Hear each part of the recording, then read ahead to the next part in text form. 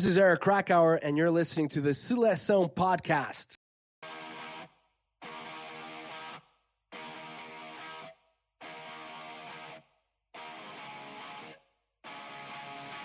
Simões bending one for Torres. Eusebio. Oh my word! Have you ever seen anything like that? Bem jogado por Simão, a passar por dois adversários, Simão, a tentar oferecer o golo a Figo, e a bola é golo! O golo de Figo! Rui Costa já acreditou, vai tirar para o golo, atira, golo! Golo! Golo! Cristiano Ronaldo, vai embora Cristiano Ronaldo, mete, golo, golo, golo! Ronaldo! Obrigado, Cristiano! Vai Éder, chuta! Gol!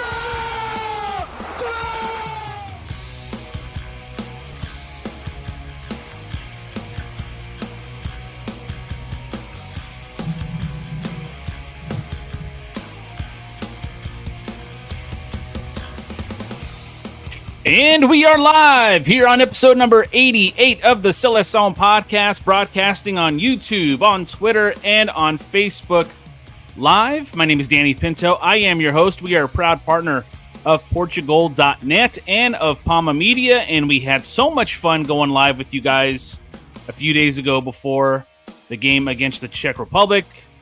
The fans were clamoring. They said, "Danny, you look so good live. Let's do it again." And I said, "Mom, I know I look nice, but I gotta serve the people, serve the people of the Seleção podcast, and that's what I'm gonna go ahead and try to do tonight. As we are live once again. Thank you everyone who is just tuning in and who will be tuning in a little bit later on. As you know, traffic is probably just huge right now trying to get into the podcast. So we appreciate everybody who is joining us once again tonight. A big thanks to, oh, you know what? And I knew I was going to do that again. So let me just go ahead and turn off that music because there's no need for that. We are live. A big thank you to Eric Vieira and to Nathan Motes, who spent some time with us on the podcast on, what was it now? Monday, Tuesday. Days are kind of jumbled up here with the Euros, but appreciate them joining me on that last podcast. It was a lot of fun.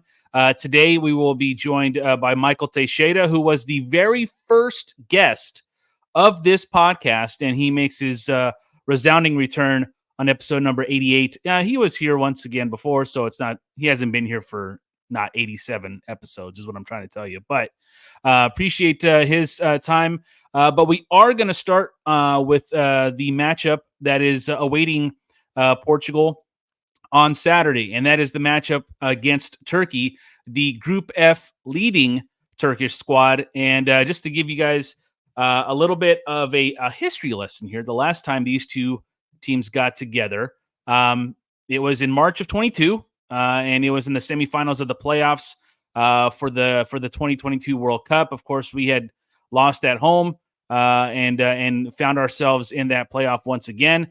Portugal did end up winning 3-1 and ended up qualifying for the World Cup, but it was not without drama, as Portugal did take a 2-0 lead into halftime. Goals by Otávio and Diogo Jota. Turkey in the 65th minute cut it in half at 2-1 with Burak Yilmaz, and then Yilmaz had a chance to tie the match after José Fonte was called for a penalty in the box, but to our relief, Yilmaz skied the ball over the crossbar. He didn't sky, but just put it over the crossbar. Did not bother Diogo Costa, and then a few minutes later, Mateus Nunes sealed it to make it a 3-1 victory for Portugal. But if we're talking about 3-1 victories, we need to talk about Turkey's 3-1 victory against Georgia, and to do that, it's a pleasure to bring on Ahmet Bob Gurgut from the Turkish football podcast, Turkish soccer podcast. Ahmet, Danny Pinto here from California. How you doing today? Thank you very much, Danny. How you doing? You know what? I'm doing okay. It's already what 10 Eastern over there. What 10:05. Yes. So I appreciate you you joining me on the East Coast here on this live show today.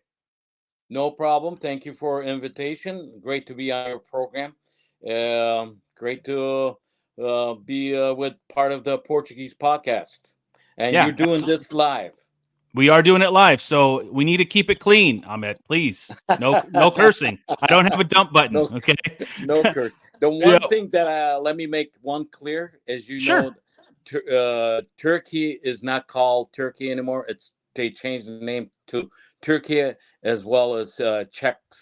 Czechia. Yeah. You know what? I will make a note of that, and I will try to remember that throughout the No the rest of the episode here. So I appreciate that. But before we get to Saturday, if you can, let the viewers know, the listeners know who are listening to the podcast on the back end here, not live. If you can give us just kind of a small recap of what happened with Turkey's match against Georgia, that sees the team that you cover, the team that you follow, on top of Group F on goal differential heading into Saturday's match. Well, probably the most watched and most entertainment match so far in the tournament, the Georgia Türkiye match. A lot of people talked about that, and that match between Turkey and Georgia got a lot of attention from all over the world media, and especially Arda Güler's goal made one of the best goals so far in this tournament. Well, Turkey, it's a very young, probably the youngest team, one of the youngest teams in the tournament. And going into Georgia, I thought that almost Georgia tied this match at the very end, the injury time, and it did not happen with a header saver by the defender Samet Akaydın. I think he saved pretty much the day before that third goal came from Galatasaray player who plays for Galatasaray, Kerem Aktürkoğlu, scored a empty net goal. But I think the Turkey started well in playing against Georgia. Georgia is a tough team too, and I think winning this match right now, it makes things a little interesting on a Saturday. And also before the Saturday Turkey Portugal match, there's going to be a match between Georgia and Czechs. So that whoever wins that match, they will have 3 points going into this Turkey Portugal match. All three teams will have 3 teams in the group will have 3 points. So it'll probably put more pressure on both of the teams, Turkey and Portugal. Yeah, absolutely. We're talking with Ahmet Bob Gurgut here of the Turkish Soccer Podcast. You can follow Ahmet on Twitter at Turkish Soccer, also on Instagram, and I believe on Facebook. According to your video you posted back in April, that's pinned to your Twitter account. So again, we appreciate your time. You mentioned that this team is a little younger, or is one of the youngest teams in the tournament. How does this team differ? Besides age, but how does this team differ in terms of style, in terms of play, from the team that played Portugal in that semifinal playoff just 2 years ago? Very different. First of all, we have a brand new coach. As you know, Vincenzo Montella, Italian coach, is coaching the team. Against Georgia, you probably saw we did not play with striker. The playing concept for Montella is playing without the striker. But I think against Portugal, that system, that play is going to change.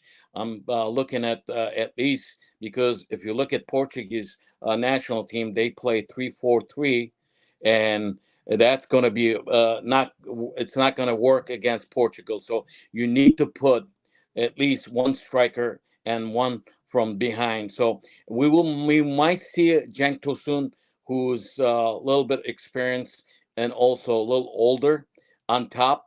And you're going to see Arda Güler start in this match again with Kenan Yıldız and Barış Alper Yılmaz. One of them might not start if they use striker, Cenk Tosun, or a young striker from Beşiktaş team, Semih Kılıçsoy. So until Saturday, we probably won't know that. Probably today, when they do the last practice for this match, we probably see the format of this team. But defending, we have young players on defense, and also young players like Arda Güler. He's the he's the youngest player that scored a goal and broke the Cristiano Ronaldo's record in this past Tuesday, scoring his first match in playing in the European competition and scoring his first goal. Yeah, there's a lot to like about this Turkish side based off the Georgia match. If there was one player that you would want to pinpoint as the player that Portuguese fans need to be aware of in terms of his contribution, possibly in Saturday's match, who's that one guy that you think is kind of like the catalyst for this Turkish side? There are more than one player. Arda Güler is the number one. If they set the plays on him, and also Ferdi Kadıoğlu, left fullback, he runs. He's a workhorse of the team. He plays left fullback, but he comes out to left wing position. Ferdi Kadıoğlu, Arda Güler, Barış Alper Yılmaz on the right side. They are very fast and physical players. The problem I see with Turkish team going into Portugal, when Portugal plays 3-man in the middle, actually 4-man in the middle, and Turkey plays only 2-man with Hakan Çalhanoğlu and Kaan Ayhan, that is going to be a problem. That's the stuff that Montella has to do. I think he has to have more players in the midfield to face Portugal on their half. So it is going to be a tactical war between Martinez and Montella Saturday. But again, my point is the match before this match between Georgia and Czechoslovakia, it's going to be different. If they get one of these teams gets 3 points, and it's going to be more pressure on these two teams. How much confidence was this Turkish side coming into this European competition, given that they won their group heading into in qualifying? Obviously, a tough draw with Portugal, given that Portugal is ranked 6th in the world. I believe Türkiye is at 42 coming 40. into it. Yeah. But they still won their group to get in here. So how much confidence and positive energy was coming with this Turkish side? And then on top of that, given that they won their opening match, what's the confidence level, do you think, in terms of the team and the fans of this Turkish side? Well, the confidence level now is different than confidence level before the match. Sure. Because, as you know, they tied against Italy in the friendly matches, and they lost to Poland 2-1. So it is a lot of fans were not people in Turkey were not sure how they were going to do. But I think this match against Georgia, the way they played, the way they hustled 90 minutes, these youngsters, and I think they see a future in this Turkish national team. I won't ask you for a prediction unless you want to give me one. But I guess a long-term prediction for me is, given that they won their first match, 2 matches left, and of course, not only does the winner or the top 2 teams, I should say, make it out of the group, but a possibility of a third place team making it out of the group as well. And Portugal knows very well that a third place team making it can win the whole damn thing. How confident are you that you're going to see your Turkish side in the round of 16? Well, if you look at the things right now, percentage of teams getting out of this Group F, Portugal national team has 96% being finishing this group in the first place. Türkiye with 93 points, and Czechs somewhere around 55 percent. So, what if this match ends a tie? Let's say 1-1, 0-0. I don't think this match is going to end 0-0 tie, but very good chance Türkiye might grab a tie from this match going into next match on Wednesday against Czechs. So 1 point will be good for Türkiye. I don't know if it would be good for Portugal. I'm sure Portugal with the team, with the stars. The only problem I see with Portugal, the Pepe, the player that played for Beşiktaş in Turkey a long time, he's 40 years old. And he's not 40. He's 41. 41. It's probably even worse for your point. Is he gonna play or not? I don't know what Martinez is gonna do, because if he does play, I think the youngsters from Turkish side might give him a hard time, and playing 3-man on defense, that might cost the Portugal team. So I think right now, as we speak, probably both of the coaches are not sleepless and thinking about this match on Saturday. And I think, as I said, you have a superstar, Cristiano Ronaldo. Even though he's older, he's not like the player that we know ever since he went to Saudi Arabia. But I think he still has the talent. He still has the shots. And I think the difference maker there is Cristiano Ronaldo. He might change things for Portugal, if you ask me. How long have you been doing your podcast and being a pundit of Turkish football? Well, I'm 67 years old. I'm retired. You're ready to play center back for Portugal if you want. The way things are going. Thank you. And I was a journalist for Turkish daily newspaper here in New York for a long time. And when the internet came to our world back in 1997, I was one of the freelance writers for soccernet.com, and I did a lot of freelance work for Bleacher Report at the time when they first came out for Turkish football, and I did local show here called Talking Soccer with my late partner Alex Loy, and we ever since 1990s I've been following Turkish football, Turkish national team very closely, and I traveled all over the place following especially a Turkish national team.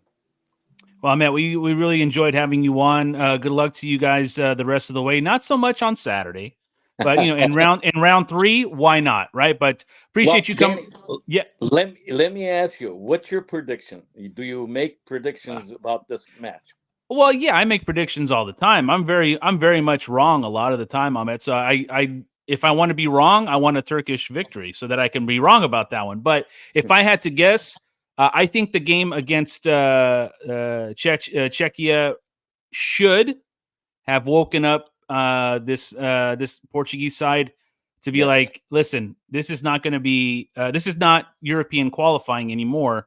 This is where you have to kind of put your nose to the grindstone and put in a workmanlike effort to get through these group matches and then into the round of 16 and the knockouts.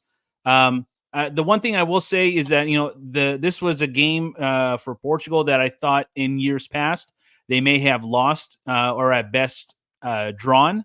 But there is, I think, they showed a little resilience, even though it was frustrating for most of the Portuguese fans throughout the match. Right. So with that said, I am predicting that Portugal beats Turkey and qualifies for the round of 16. And then I'm hoping you guys beat Czechia and join us. Why not? Well, there's room for the party. That's right. In case Turkey loses this match against Portugal, I hope it doesn't happen. But I know you want Portugal to win. But I think Czechia match is going to be very important for Turkey. The reason why after this, because you want to finish second and forget about the best third place. Because 100%. if you even finish, if Turkey finishes in second place and they will face France, that's going to be a tough match too coming up. So hopefully they go, not this match against Georgia, not to go over their head too much. Discipline-wise, they were very good against Georgia. And on the other hand, Portugal against Czechia, they did not look good, as you said. And they need to change their game plan. we could see another one of the best matches in this tournament on Saturday after Georgia plays Czechs before this match. So I think that match, I've been saying this on this program 3 times. This is my 3rd time.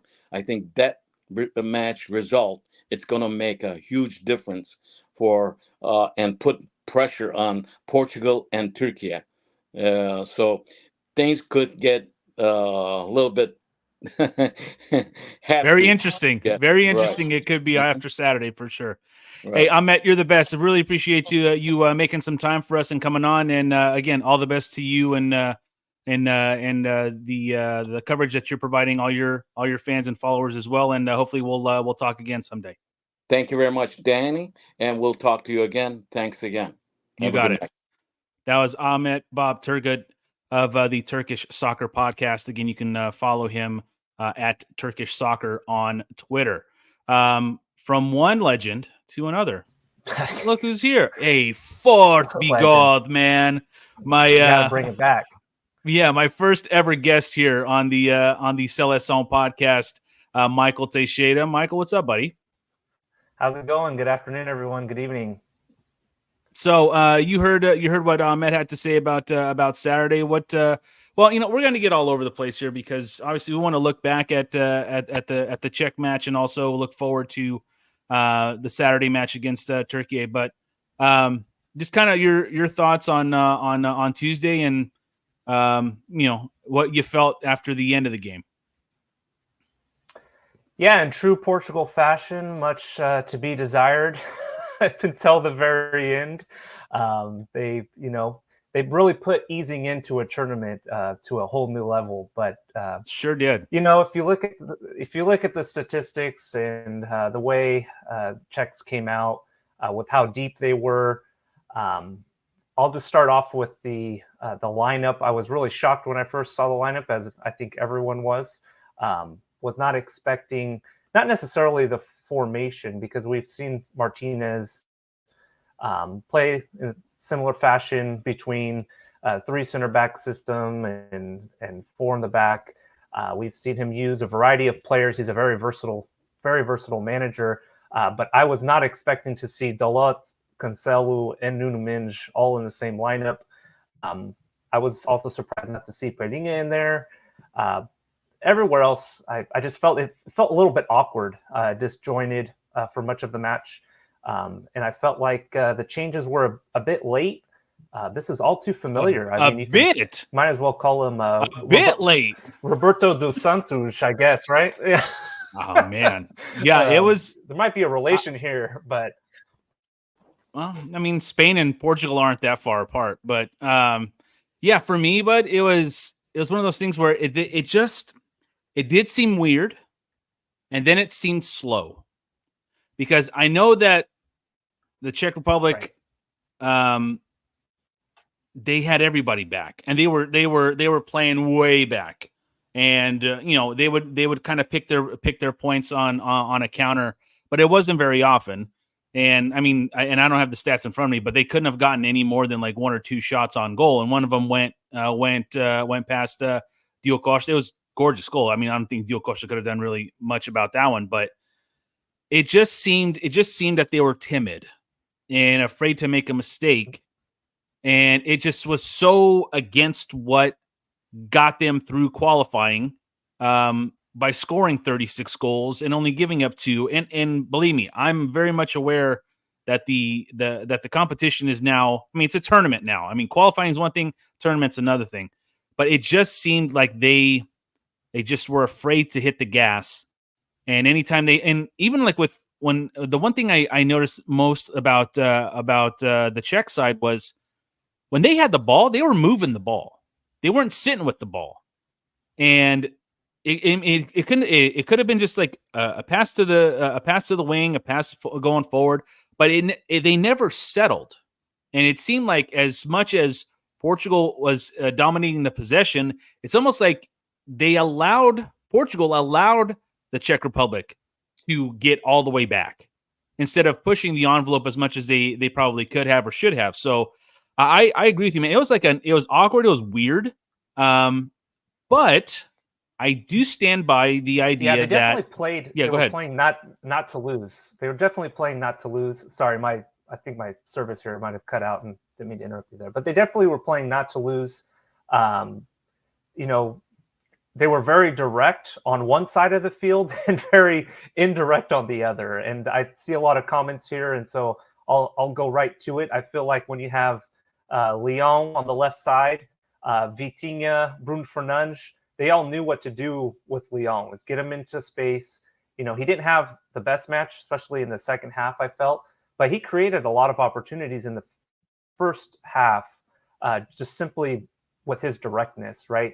And then you had Bernard Silva on the right side, who was just very indirect, almost came back every time, played the ball safe.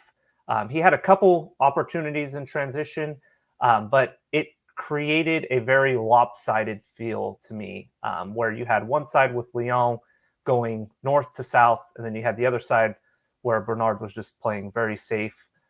It feels disjointed, and it's tough to predict the lineups. I see a lot of people here comments of who they'd like to see. I see a lot of comments about Bernard Silva. Maybe it's time we have a conversation. Can you play with Vitinha, Bruno Fernandes, and Bernard Silva the way Bernard Silva, or where Bernard Silva is playing on the field, or is it time to make a change? It's tough to say with Roberto because he's tough to predict. So we'll see. Time will tell. We're talking with Michael Teixeira here on the live episode of the Seleção podcast, episode number 88. We appreciate you guys viewing us here or watching us here on YouTube, on Twitter, and on Facebook. By the way, past guest Eric Vieira chiming in, just checking in to get a live look at the mustache pod hard fellas Forza. Well, you know, Eric Wamakina, dude. He's chiming in, and he's about to do another football podcast, I think, here in a little bit for the Galaxy of the LMS, or LMS. See, LMS is something I say at work. MLS is something I watch on TV. So this is the 10th matchup for Portugal against Turkey. 7 wins, 2 losses. The first loss was like in the 1950s in a friendly, and then the last one was also a friendly loss in 2012. So in terms of competitive football, Portugal's never lost to Turkey. I believe that Portugal is going to win this game, Michael, because I think they're the better team, rankings or not. I think they're just a better quality team. But as we've seen in this tournament, stuff can go upside down kind of quick. You can ask Belgium that. You can ask Slovenia, who thought they were about to get their first ever win in this tournament, and all of a sudden, right at the end, Serbia pulls one out of their to get the draw, and when in one of the most entertaining games of the tournament so far. But and I have your, give me a sec here. I have your prediction, or your predicted lineup here. I'm going to see if I can pull it up here, but let's go with yours first, and I'm going to pull it up here in a second. My apologies for those of you guys who are just watching us or just listening to us, but here is the lineup that Michael sent me. Yesterday, maybe earlier today, but go ahead and go through the lineup, Michael, and let me know what your thought process is here. Yeah, so I think he's going to move to a back four, giving that Turkey plays in a very similar fashion. Roberto loves to make changes and loves versatile players. So I went with a 4-3-3 here. I think he's going to go with Nuno Mendes on the left, Pep, Ruben Dias, and Cancelo on the right. I hope he plays Pedrinho in the middle. I think he's going to be necessary in this game. I think against the Czechs, being that it's a long tournament, I think he figured, the Czechs are going to bypass the midfield a lot of times. And why do we need as we call it, a trink in there? So he played Vitinha and Bruno Fernandes a little bit deeper in that 3-back system. But, it restricted them a bit. So I hope to see Pedrinho in there with Vitinha being that engine that he was in that first game. He was phenomenal, man of the match, I believe. And then Bruno Fernandes a little bit higher up the field. And then up top, I think you're going to see a rotating 3. Ronaldo most likely, will be the number 9, a little bit more fixated. But I could see Leon. And then I'd like to see Jota, whether you want to switch them on the sides, switch them up top, put one of them at the number 9, however you may want to put it there. I think Jota is a more direct player than Bernard Silva was, and it might be needed in this game. I think you're going to see a more open match, which gives me more hope to see some better football by this Seleção. So that's why I think Portugal's going to line up in a similar lineup. And someone made a great comment here regarding yellow cards too for Peninha. So I agree with that too. It's a long tournament. It's a long tournament. It's 5 men. Well, now 4 to get to the end of the quarterfinals, and then the cards reset. I think, and I forget who got a second yellow card for Spain today. But he's now not playing in the third match. That's almost kind of good because now you are likely not to pick up 2 cards in the round of 16 and the quarterfinals too. So it's the yellow card thing is definitely something that is something to be monitored. As of right now, Portugal has 2, Rafael Leão on the dive, and then Chico, who got the yellow. I mean, how do you not, I guess, keep your shirt on when you score that Revoke goal? it.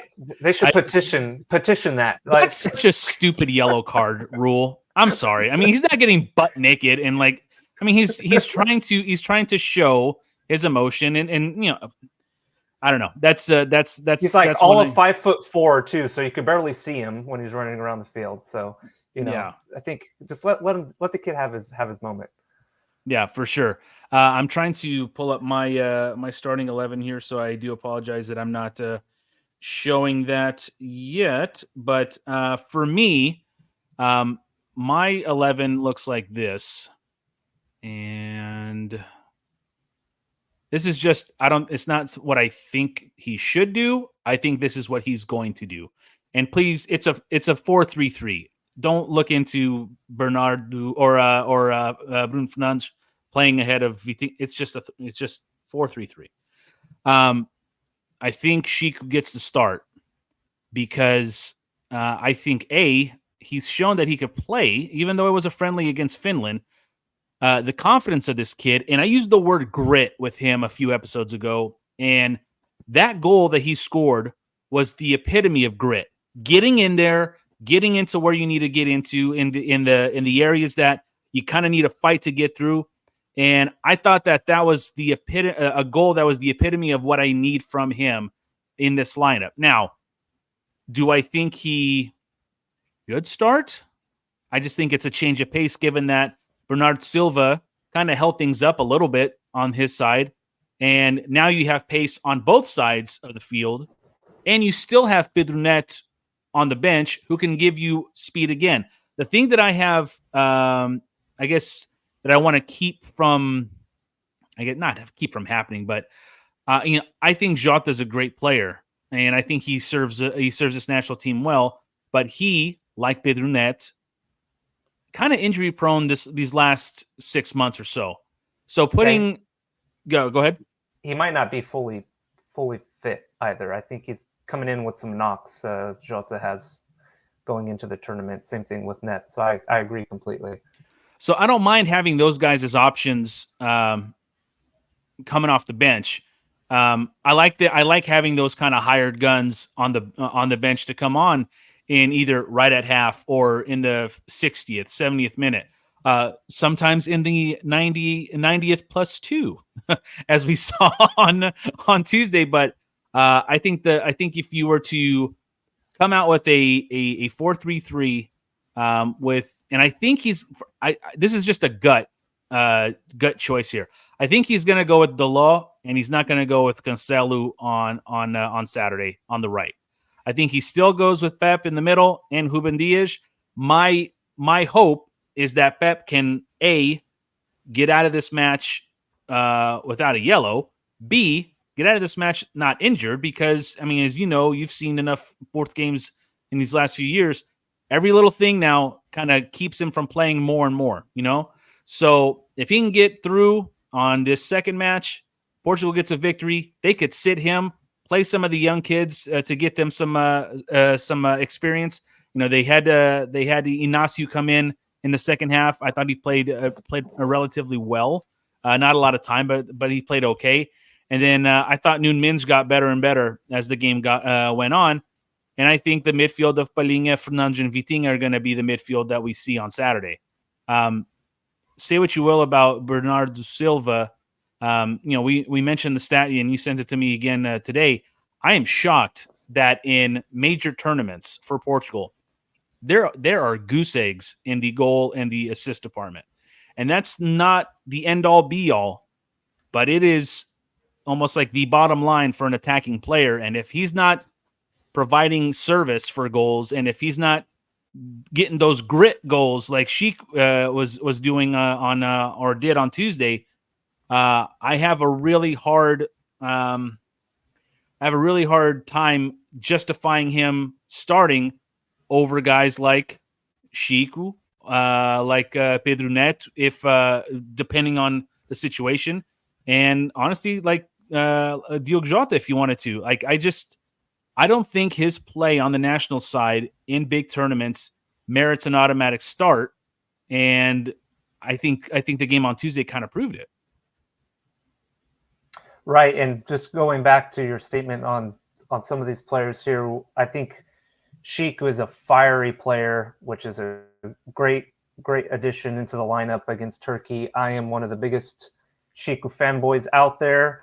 My heart keeps telling me to put him in the starting lineup. I just, like, as I mentioned, I think Roberto Martinez is tough to predict, but I would love to see him in the starting lineup. I think he accompanies Ronaldo well, in the sense that you'll have Sheik and Leon just running rampant up there, and they're quick in the transitions. And I think that's where Bernard kind of, whether it's just the product of his system at Manchester City and then making the transition over to the national team, I don't know. It's tough to put, it's tough to put the exact reasoning behind it, but there is a fact, and that's that he's never scored or had an assist. Was it in major tournament? The last was 3 major tournaments, right? I know he's more than that, and I know. Yeah, he's more than that. Yeah, but just in major tournaments, in two Euros and in 1 World Cup, we're not. And I even looked into the Nations League. He has 1 assist. He had the assist to Gonçalo Guedes that won Portugal the final in Portugal in 2019. That's his assist to Gonçalo Guedes in that tournament final is the only assist that he has in a tournament. He's played relatively well in qualifying. Can't take anything from that. But in major tournaments, he has not shown up on the stat sheet. And there's guys who are glue, who keep the team together. I'm not saying he's not. I just haven't seen enough to be like, he does that. He keeps the team together. So that's why he should be back into the lineup. I know a lot of guys said that Bruno Fernandes also didn't play a great game. The whole damn team didn't play great. But this is now a series of games where Bernard Silva on the stat sheet is not showing up for Portugal, and that's why I have him out of the lineup heading into Saturday's match. And I don't know if that's the same reasoning for you, Michael, but that's kind of where I'm at with Bernard Silva. I don't think he's done, but it's just not clicking right now. And I still think he has something to give. I just don't think it's an automatic start. And I don't think it's an automatic start in the position that he was playing in. I think he has more to give in other areas of the field. I think he's a much better, just in general, I think he's a much better number 10. And in the middle of the field, in between lines, he's much better for us versus out on the wing where we need some pace. We need someone who can put in some final balls. There's one play that stuck out to me that you had mentioned, and someone mentioned here. He is a possession player. Yes, he is. And that's what I mean by being in between the lines. I think he's a great player in between the lines. I think Bruno creates chances. Leon was scored from a brilliant ball Bruno played in that game. But the one play that, for me, I was just thought, we just have to play someone on that wing, someone different. It could be Jota, Chico, Pedro Neto, whoever it is. Was he got the ball. There's several times he got the ball and turned back. But there was one time he got the ball, gets into the box, loads of space, and just plays a half pass. I don't even know what it was at that point. You can say half-pass pass. It's fine. The confidence. Yeah, half-ass pass. There you go. It was a half-ass pass across the box, and I'm just thinking, man, Jota, anybody else instinctually just, not necessarily puts it away, but at least gets it on target and creates something out of it. Another note on your lineup, I think Dalot and Nunes, whoever he chooses at the outside backs are going to be very, very important in this game. If he goes with the back four, you have two very good youngsters on the wings for Turkey, very creative, very quick. So it's going to be important. It's primarily in the 1v1s there. But I think that's where maybe your addition, whether it's Shiku or Pidonets, either one, they both play back very well. I think both of them can backtrack quite a bit. So we'll see. Again, Martinez is tough to predict. If it was up to me, personally, I'd probably go with something along the lines of your lineup if it was my personal choice. But I think Martinez might go with some more familiarity, maybe put someone like Jota or someone like that on the right wing, but we'll see. We have some comments regarding the yellow card given to Sheik here, and I'm trying to pull them up here. Let's see. One from Austin James. Sheik got a yellow. What the F? Yeah. It's been a rule for a long time. Been a long time, and he follows up with, for taking his shirt off, what has this world come to? Well, it's been a rule for a long time. And then Paul he does Miguel it all the here. time in Portugal. Well, yeah, I mean, and then Sheik took off the shirt. Youthful exuberance. I agree. That is very true. Don't forget to let us know where you guys are watching us from in the chat, so I can do a little bit of the shout outs. Because Michael, I don't know if you know this, but we had folks from Australia watching last time. We had French Canada out in full force. The Six was in the house. California was in the house. New York was in the house. So if you guys let me know where you guys are listening or watching us. I'm so used to saying listening because I'm a radio guy at heart. I just let us know and we'll shout out either you or where you're watching or both. So appreciate you guys watching us here on the pod. Let's get to some Twitter questions that some of you guys sent us here. I want to get to them here. Let me pull up again. Everything is one-stop shop here. Let's go first with one from, and I don't know if it's the order I picked, but here we go. Stop sharing. You can see that, right, Michael? Yep. There it is. Yep. All right.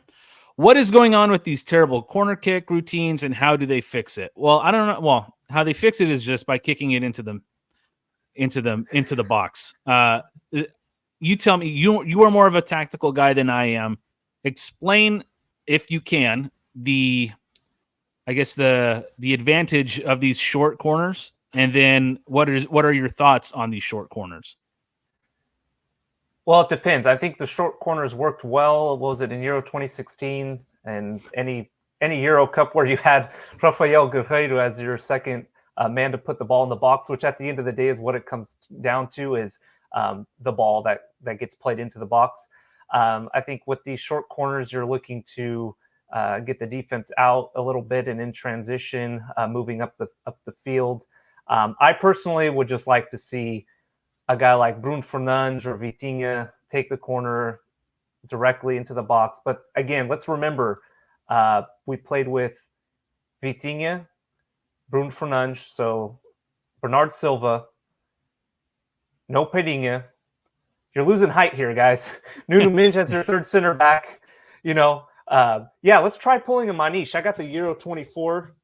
2004. I almost wore that one today too. That was a short corner that worked in Euro 2016 against Wales. Ronaldo's second header was technically a short corner that Guerreiro put in. But we got to do something better. It gets a bit exhausting too when you're putting in, 13 corner kicks. Statistically, corners don't produce goal. I think it's a very low percentage, but it starts becoming very repetitive, and I think they just start trying different approaches when it comes to that. So sometimes it works, sometimes it doesn't. But I think that the height disadvantage really didn't help us against the Czechs on Tuesday. Yeah. Let's go to another question here. This one from a friend of the pod here, Luciano Feltrin. He was asking what needs to change for the next game. How would you set up the team to break down low blocks? And lastly, how scary was the last game? I will say this. When Portugal got scored on, I believe, 62nd minute, I was so pissed off with how they were playing. I'm like, yeah, you deserve to get scored on because of how, and then you kind of sit back a little bit and you think about, all right, was it scary? No. But to me, it was the wake-up call that this team needed because they all of a sudden were naturally playing a little bit more on the front foot and trying to get the game tying goal and then eventually the game winning goal. But it sucks sometimes that you need that kick in the ass to get your team going, and and to go with some of the other parts of his questions. You're like, how do you break down a team who's playing like that far back? I don't blame the patience because you can't just go 100 miles an hour every time. What I did not like was that it was almost patience for patience sake. It was like they did not want to make a mistake, and you can't play scared.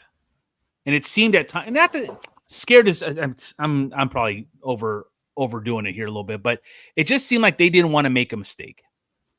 And when you play like that, they played not to lose. They played not to lose at some point of that game until Czech scored, in my opinion. They were definitely playing not to lose. I think even Martinez's subs, as late as they were, was an indication of that. I think Portugal was playing not to lose in that match. Eric on Monday said that the Croatia game was the punch in the mouth and they needed, but I think maybe that didn't work. And they needed a double punch there. How many times do you got to get punched to figure it out, dude? I mean, come on. Oh man. But good. And it was very, very reminiscent of Portugal of old. It was a lot of possession based. It was almost, we were confident that we were going to win the game, but at some points it was like, okay, guys, this is almost getting too confident. I will say, as someone who watches a lot of the Portuguese league, and we see this a lot with the big three, no matter who your club is you got to score early against teams like that. I think scoring early is a big, big advantage to that. I still think the lineup was awkward. If you go back and you watch some of the clips, I was watching some clips earlier today, you would have no one in certain spaces, two players in the same space, and it just wasn't working. And then you would have no one on the right side. You'd have so there is some pressure, I hope, from the coaching staff to make some changes. I'm confident that they will. I really do like Martinez and his approaches with our Portugal team. I think he's got a great mentality and attitude with the team. They seem to be behind him. So how to beat a low block is score early. Because if you score early, that low block doesn't exist anymore. That's true. Yeah, it's a good point. Another question here, and Yannick Matthew, I'm so sorry that this is going on too late for you as you're based in Europe. But your question is, if we end up being successful in this tournament, how likely are we to look back and be grateful for Jota and Net managing to recover in time? Both seem to bring skill sets unique to the Seleção. I did not think that Pedro Neto was going to get called up just based on the small sample size of games that he got at the end of the season with Wolves. I'm thrilled that he did because I think he brings something. Like he got injured, I think prior to the World Cup last Euro, maybe both, and he's been one of those players that I have. You kind of whet your appetite. Seeing him in a Portugal shirt with the potential that he has. And I think he could be, and there'll be another question here, a great super sub. I think he could be what Rafael Leão was in the last tournament, where Leão would come in and he would have speed that defenders who have been running for 60, 70 minutes, we're not ready for. And now you have Leon who can start. You could have Sheik who can start as well. And then you still have speed on the bench. And I think having him there is such a great thing for us in terms of what we can do. It did not show for the majority of Tuesday's match. But again, another guy with speed and grit, got the ball into the box, found a way to get it to be a positive play, and then of course Sheik puts it away. But I'm thrilled that he's on the team, and I think he'd be a great super sub. And Jota too. We've seen what he can do during qualifying, and in linking up with Ronaldo against Germany in the Euro 3 years ago. He's got all the tools to help this team out.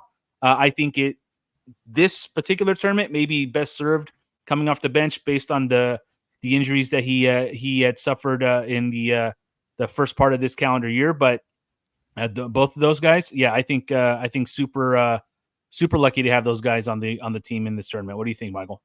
The amount of depth we have is just something that we've never seen. I think as Seleção fans, Pivet is a workhorse. He runs for 100 minutes if you asked him to, and I'll throw Sheik's name in there as well.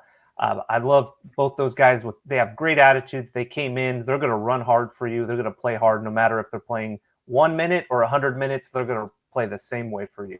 I think Pivet is, when he got injured earlier this year, was actually one of the biggest. I was just so bummed about it. I was like, man, he would have been such a great addition, because the superstars are all there. We know who the superstars are.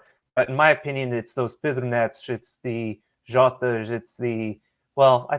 Jota is a big time player too. So, but it's those role players that you really need in these tournaments to come in and do the job that you expect them to do. And so, I'm happy to see Pivet's healthy. I'm glad to see Jota's healthy, because he just seems to find the net every time he plays for Portugal. So I'm excited to see both of them healthy and in form. And as you mentioned, maybe playing it safe with both of them, given the amount of injuries they've had in the last 3 years, would be the best approach. I have no way of remembering who wrote this or who said it. I think I saw it on Twitter 1 or 2 years ago in regards to Diogo Jota. He's never seen a shot he didn't like, so he's very much in that realm. I think the joke was if Diogo Jota tried to shoot Tupac would still be alive today. He's not trigger shy at all. That's for no, sure. And that's why he don't hit nothing. Yeah, but hey, he's direct too. It's the Liverpool style, right? I think that's why he's a great fit over there at Liverpool. All right. Next question from Juju here. Can you talk about what you liked and didn't like about Martinez's crazy starting 11 selection? Here's what I will say that I liked. It was daring. It was different. And they took a shot. Fernando Santos would never do something like this. He would be tried and true, which, we for a long time said he needs to mix it up. He needs to mix it up. He needs to mix it up. But at the same time, Roberto Martinez has been very vocal about this team, depth and flexibility. And I thought he perhaps went a tad over with this lineup, but I'd rather I guess a lineup make my head scratch, or make me scratch my head and then just see if it works, than a lineup that maybe does not work and continues to go out. So I guess for me, like I was surprised by it, but at the same time I was like, okay, just what's this mad scientist trying to cook up here? And I think he goes back to tried and true on Saturday, but I don't know. What about you, Michael? Yeah, I didn't necessarily dislike the approach in terms of the formation that he used. And again, going back to my statements earlier, I love Palhinha. For me, he was one of the best players this year in his position in the Premier League, if not the best. But by playing Vitinha and Bruno Fernandes against a team that was just going to sit back, I had no problems with that. Nuno Mendes plays as a third center back. It was just at some certain times it just seemed imbalanced. I couldn't figure out if it was the players, if it was the approach. Again, it seems like there was just this black hole on that right side of the field. So it seemed imbalanced at times, and I didn't necessarily like the fact that I don't think we ever saw this lineup together. No. It was a flexible lineup because at some points Cancelo was very much more central, almost like a 6 or an 8. They changed around formations throughout the game, which I don't, mind in modern football. That's happens quite frequently. But yeah, he tried it out against. When I saw the lineup, I said, I don't think we're going to see this lineup the rest of the tournament, even before the result. I think even if they go out there and win 3 or 4-0, I think he played that team to play the Czechs. And that was kind of my issue with it. You don't change your approach for Czechia. And that's just when you're Portugal and you have the players that you have. I think he could have came out playing the same way that we played in the past, scoring. How many goals did you say in qualifying? 36 or something? 36. Yeah. So again, he played a back three. It just seemed like a lot of defenders, and we really didn't need to play that way against the Czech Republic. So again, if we score early, I think the game itself changes. It could have been 3 or 4-0, and we'd probably be having a different discussion. But if you guys aren't familiar with Roberto Martinez, he's notorious for this, and he loves making changes, and he loves versatile players too. So I think we'll see some more changes come Saturday. Again, I expect a more open game just because Turkey plays that way. I think Turkey. I hope they come out to win. Turkey does, and I hope Portugal does the same, just for the sake of the fans. I hope we don't just see people, two big teams in the group just kind of, feel out the first 20, 25 minutes. If no one scores, then let's call it a day type deal. So I hope both teams come out to win for the sake of the fans, which I do fully expect from Turkey, considering essentially they're almost at home here on Saturday. I will say this, and I'm not looking past Turkey in terms of it being like a bad result for Portugal, but given that the Czech match went the way it did, we got the 3 points to start off, and having Georgia on the back end, and I don't mean this in any disrespect to Georgia, but Georgia is the worst ranked team in this tournament. Portugal has 3 of the worst 8 teams in this 2014 tournament in their group. They are head and shoulders in terms of rankings, in terms of talent. They are head and shoulders above these teams in their group. They, I tweeted something out like they don't say how, they say how many.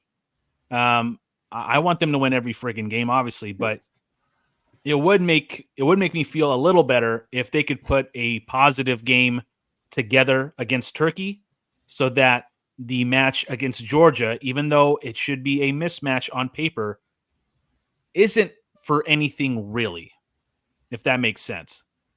No, it does. I mean, did the feedback from the first game, Georgia and Turkey, was that it was the match of the first, that first go round, match of the tournament for many folks already. So I agree with you. I think that's what makes the first games difficult, is that everyone comes in dreaming.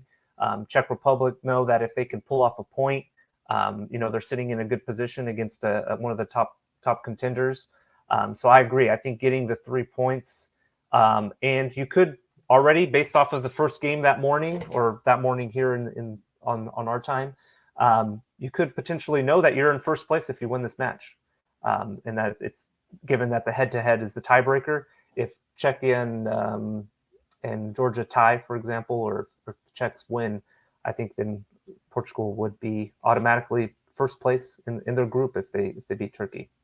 I could stand corrected, but I'll have to look at the head-to-head. Yeah, I'll have to look at the tiebreakers, because I think they do tiebreakers weird because it's like everybody plays everybody once. So it's like, I don't know if, so like what happens if, Portugal loses to Turkey but beats Georgia. Portugal, I don't even want to try. So if someone in the chat, I haven't gone to you guys in the chat much, and I do apologize. You guys are having, and by the way, Michael, what do you think about this right here? Hold on. I'm going to try to. Well, let me cancel what I was about to share, and I think you already see. Like, what about this? Huh? Oh, come on! You're pulling on my heartstrings here. You're pulling on my heartstrings. Austin says, let's bring in Sergio Conceição and let go of Martinez after the Euros. Austin, without bringing you on here, what if Roberto Martinez wins the Euros? And I'll wait for your bring answer. on Sergio Conceição. Look at this guy. You know, better to cut it loose sooner than later. I know. Let me get to that. Go ahead. Can I just say, for the record, though, I have to address. You brought up Sergio Conceição, and I think the cat's out of the bag here that I'm a Portuguese. So let me just say, in regards to Pep's age, I have to make a comment about this. Go ahead. I don't miss one Porto game for you guys out there that are listening in. And Pep, in my opinion, is a guy that if he's healthy, he's playing. And if he's healthy, he's running up the field, back down the field, 100 minutes a game. He's an all or nothing guy. And I don't think his age has necessarily slowed him down against opponents. He's had some phenomenal matches this year.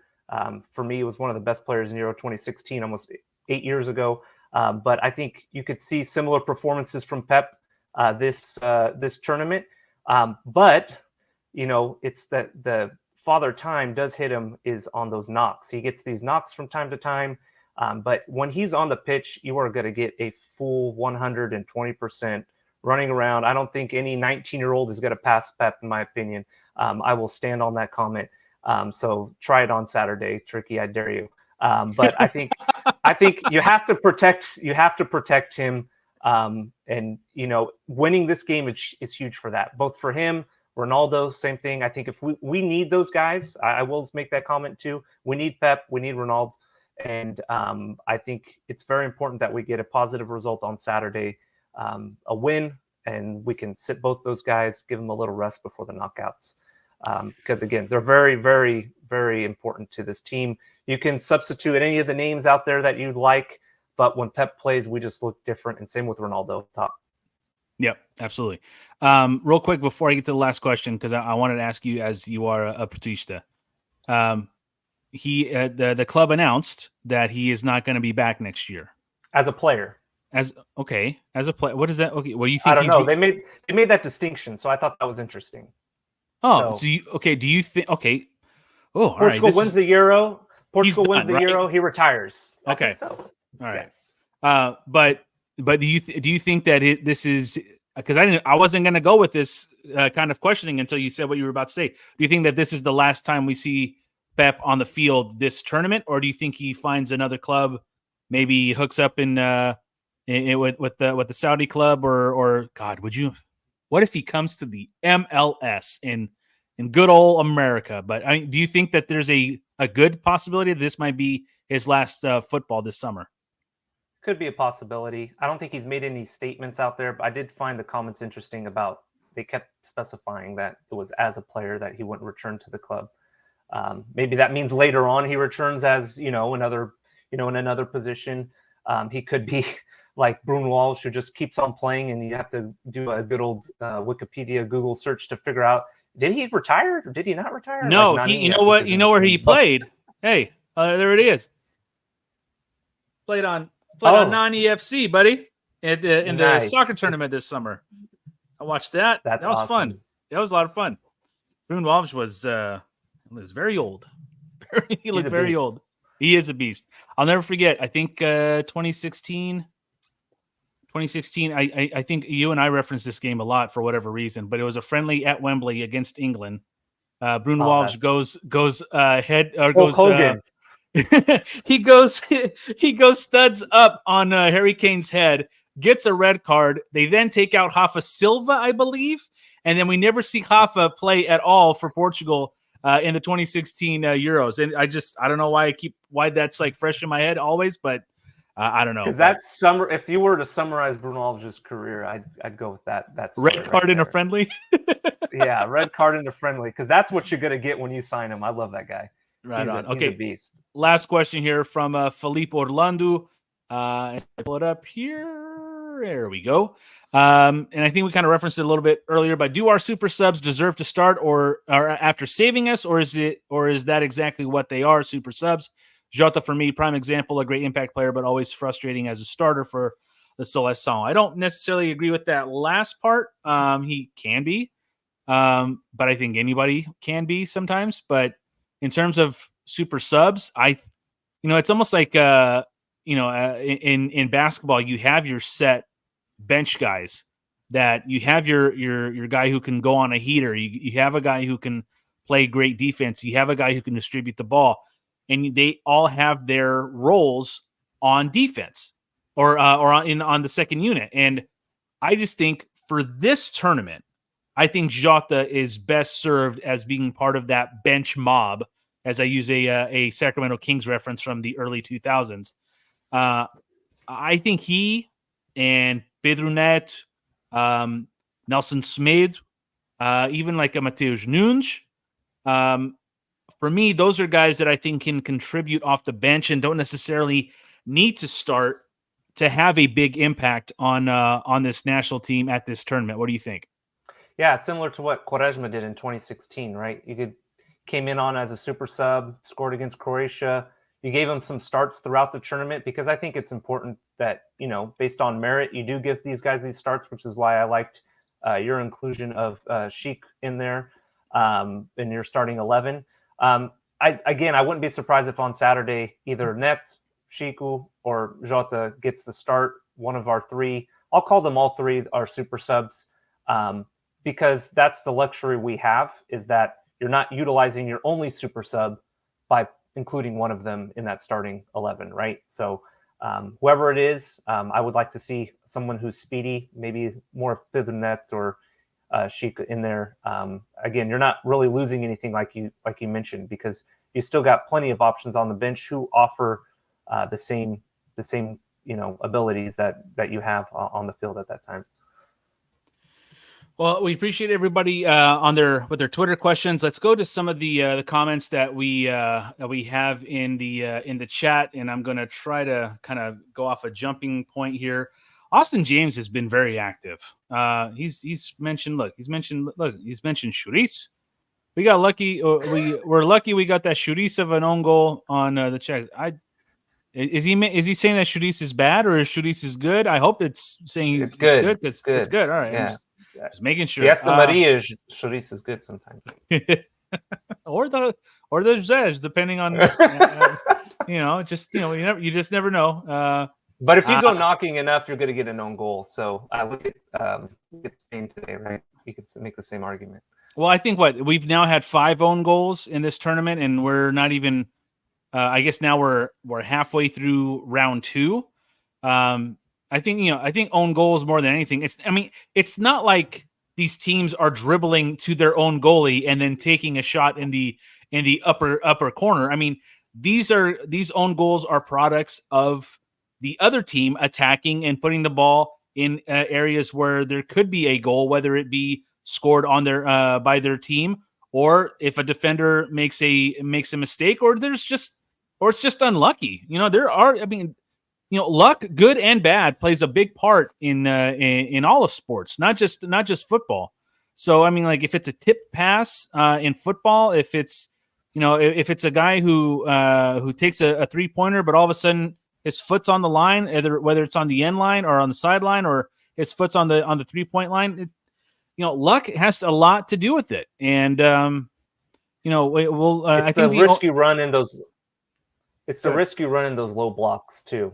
It's the risk you run in the low blocks. I know it seems a bit lucky, but you look at Italy today, you look at the Czechs, these teams who play these low blocks, the ball bounces so many times in the box, your goalie is making so many saves, it's bound to happen, hopefully, in the right direction. So something to learn from too. Muad'Dib says that we are in good shape at center back. If Pep gets injured, we have Silva and we have Inácio. That is true. We have depth that we have not had in many years. It's unproven depth, even though Antonio Silva did play a little bit in the World Cup in Qatar. I would still say he's a tad green, even though he's red. But you guys get what I'm saying. Inácio is green. But I think that eventually that torch is going to get passed. But I don't think it needs to be forced at all. A lot of love for Pep in the chat.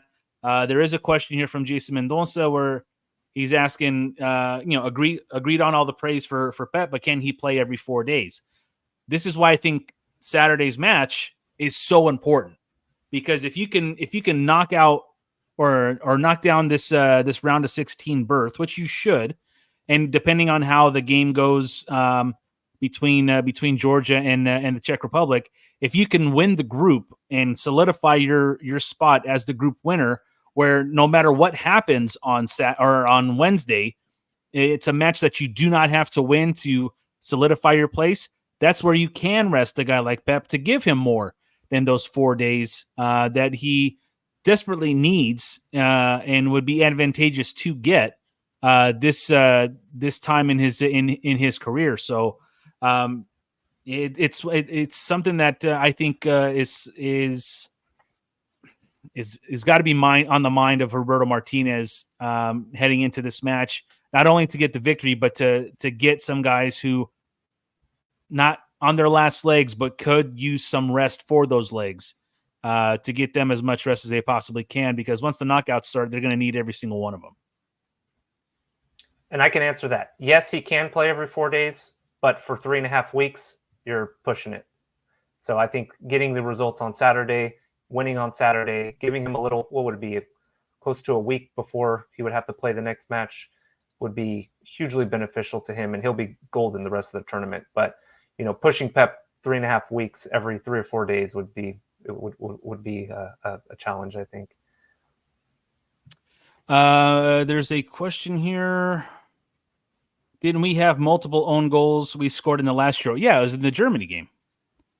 I don't think it was the first time in the history of the tournament that a team had 2 own goals scored on them in the match against Germany, which we lost 4-2, I think. But I think it was that game. I think that's when it happened. James V has a question or a comment. He says, I know João Felix is struggling at club level, but he's money for Portugal.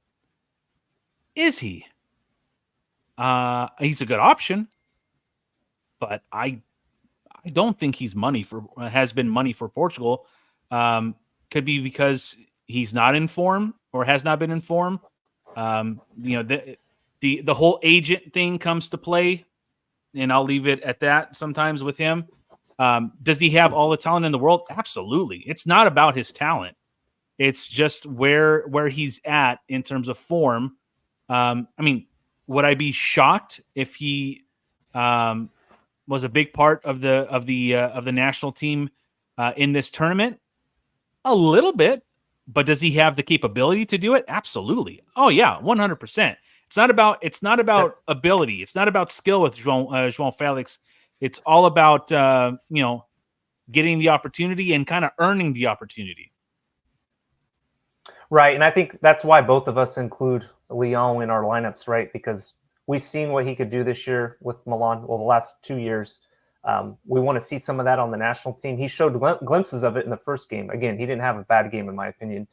He was knocking on the door of scoring a goal. So we're all really pushing for Leão to score. But yeah, João Felix, I'd like to see him maybe, we win Saturday, include him in the third match, give him some confidence. The third match is meaningless. If you're up, a goal, it's tough to say you'd bring him in because he doesn't really track back all that much. So it's going again back to those qualities that we mentioned in what Pidenet have, what Sheik has, what Jota have in terms of that grit and that speed. The guy does not lack talent, but just doesn't seem to click anywhere he's gone since he left Benfica, in my opinion. But you can blame who you want to blame, and that's a conversation for another day. Yeah, not on this podcast. No. There is a question. David, he says, I'm late. I'm a little late coming in. Well, you know what, David? I'm not even answering this question. Forget it. No, I'm kidding. He says, what did you think of Vitinha taking the free kicks and corner kicks? I would much prefer to have Fernandes have that role. I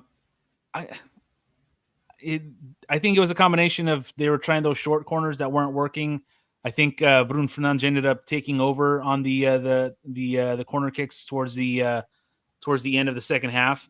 It becomes exhausting. It becomes exhausting when you're taking 13 corner kicks. Sure. Vitinha can put in some great corner kicks as well as free kicks, but I don't disagree with maybe switching it up maybe more often and having Bruno Fernandes rather than at the very end of the half start taking them. Maybe after a couple corner kicks from Vitinha, you start switching it around. But again, it's a tough block to break when you just can't seem to figure it out. We saw it all too much against in 2004 when we had seemed like over 20 corner kicks in that final match. But yeah, I wouldn't be opposed to rotating it around and trying something new, and I think that's what they did, especially with the short corners.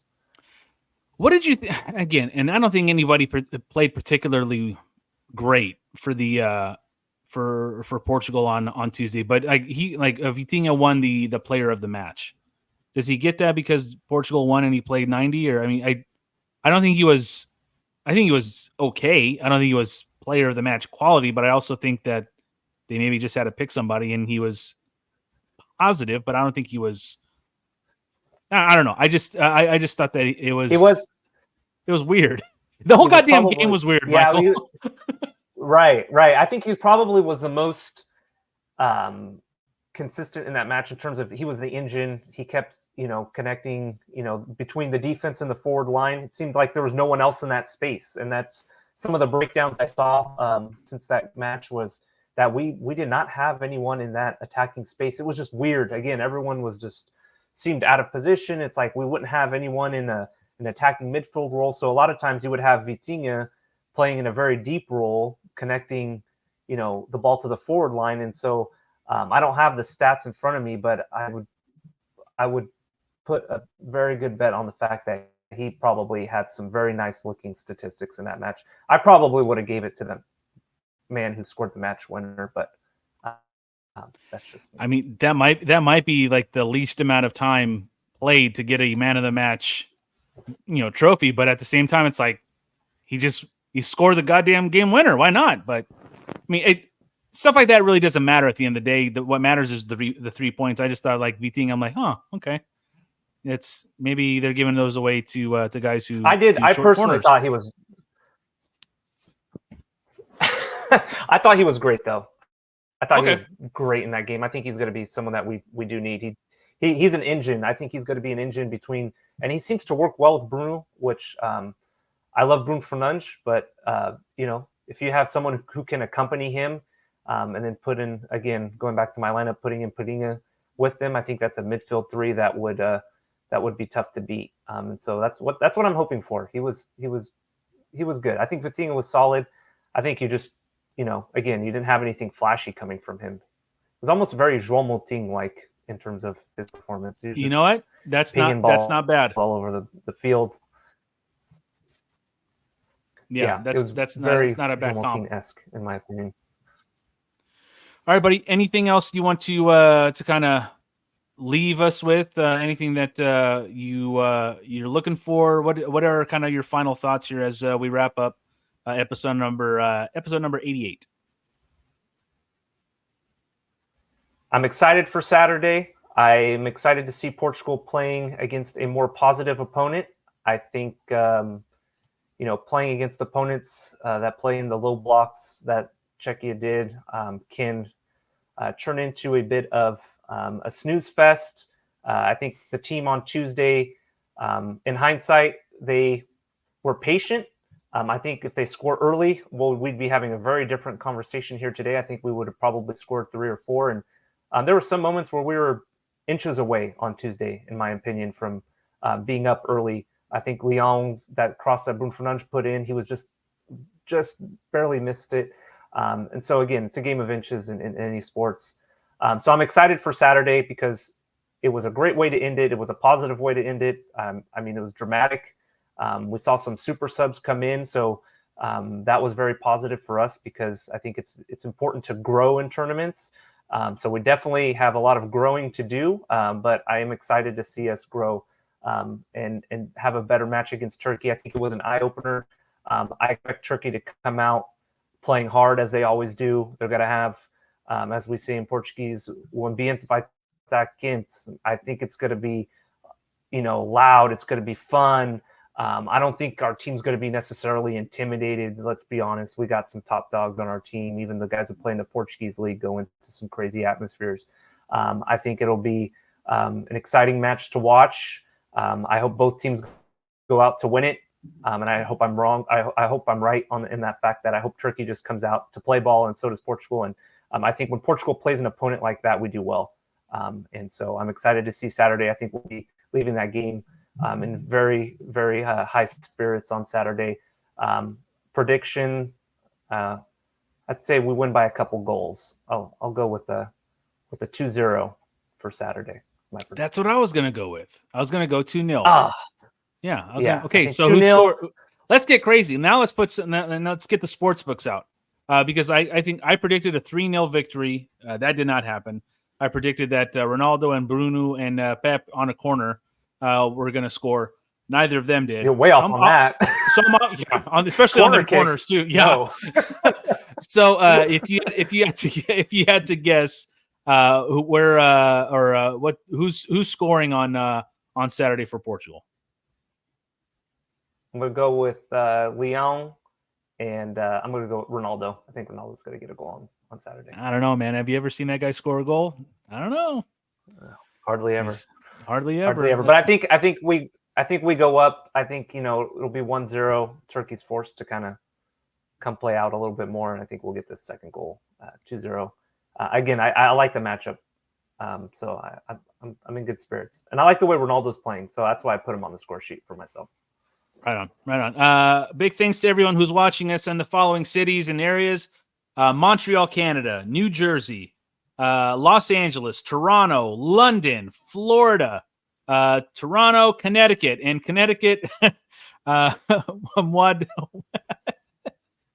like this comment. Muad'Dib, Connecticut, terrible state. Want to move back to the motherland. All right, where are you? Just let me know where the motherland is, dude, and we'll see what we can do for you. We've got folks in the 209 area of California. Gavin Silva, thank you very much for watching and for joining us here. Again, anywhere else, just throw it in the chat. And again, thanks to all of you guys for watching. Michael, thank you for making some time, buddy. It's always fun to have you on the pod. Yeah, it's a pleasure. Thank you, everyone, and Força Portugal. Wait, who's predicting draws? Hey, hold on. No, that's not. I just missed. I like it the there. 3-1. Hold on. 3-1. Well, yeah. I do like the 3-1. I like that one too.